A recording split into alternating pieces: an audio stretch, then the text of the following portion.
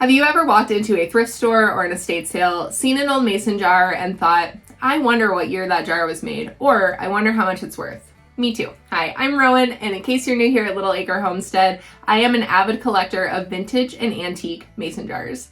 There is so much to learn about these beautiful pieces of history, and y'all know that I love to share my knowledge with you. But it can feel overwhelming to dive in because there are thousands of different variations of mason jar. That's why today we're going to focus on the ball mason jar. I'm going to show you how to date these jars, give you a resource to authenticate them, and teach you how to look up comparable listings online so that you know what your jar is worth.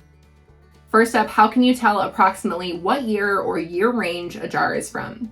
Well, you just need to look at the logo. So let's go all the way back to 1885 and get started. From 1885 to 1886, the Ball Brothers Glass Manufacturing Company used this monogram logo on their jars. This is my white whale jar, and today authenticated pieces can go for thousands of dollars. After this, Ball went through a brief unmarked period where they did not have a logo on their jar, and that lasted until the mid-1890s.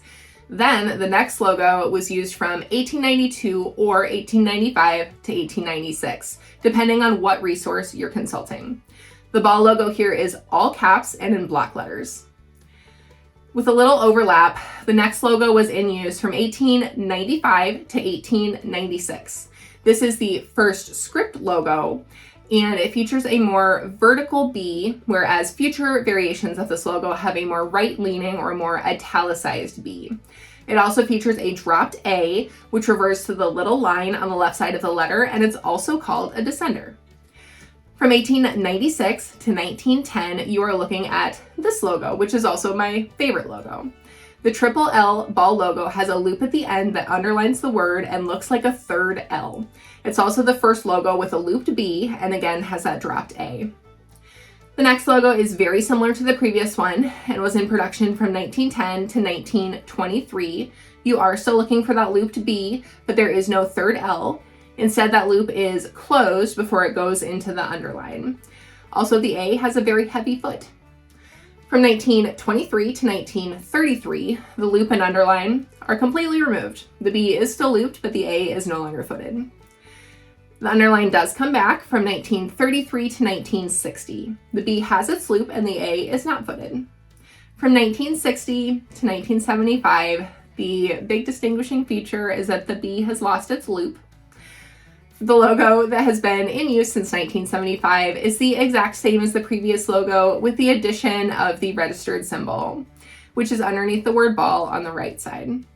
So now that you know what to look for in the logos, let's take a look at my favorite resource for dating and authenticating mason jars, the Red Book number 12, The Collector's Guide to Old Fruit Jars by Douglas M. Laybourne Jr.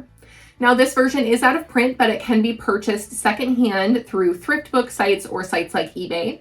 Or if you prefer new, version 13 is now available at redbookjars.com.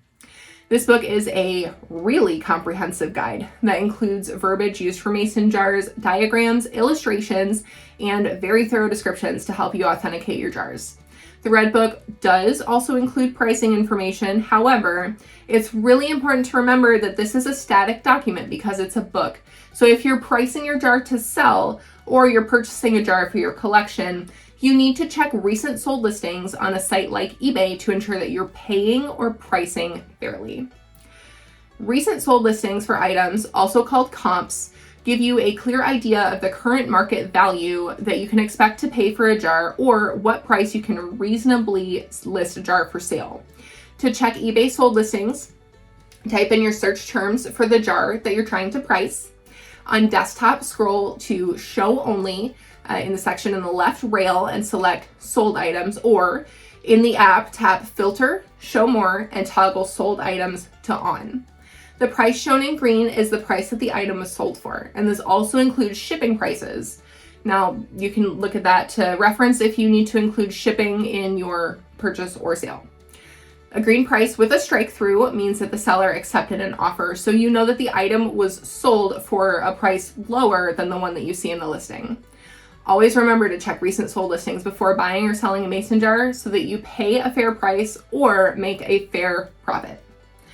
Whether you're a collector or a reseller, knowing how to date and authenticate a ball mason jar will help you find some incredible pieces of history. With resources like the Red Book and eBay comps, you are sure to build an amazing collection. If you have any questions about a jar that you found, leave a comment down below or send me an email with a picture to rowan@littleacrehomestead.com. I am more than happy to help out however I can. I can't wait to see what cool mason jars you found. As always, thank you so much for joining me today, learning with me, and I'll see you again very soon.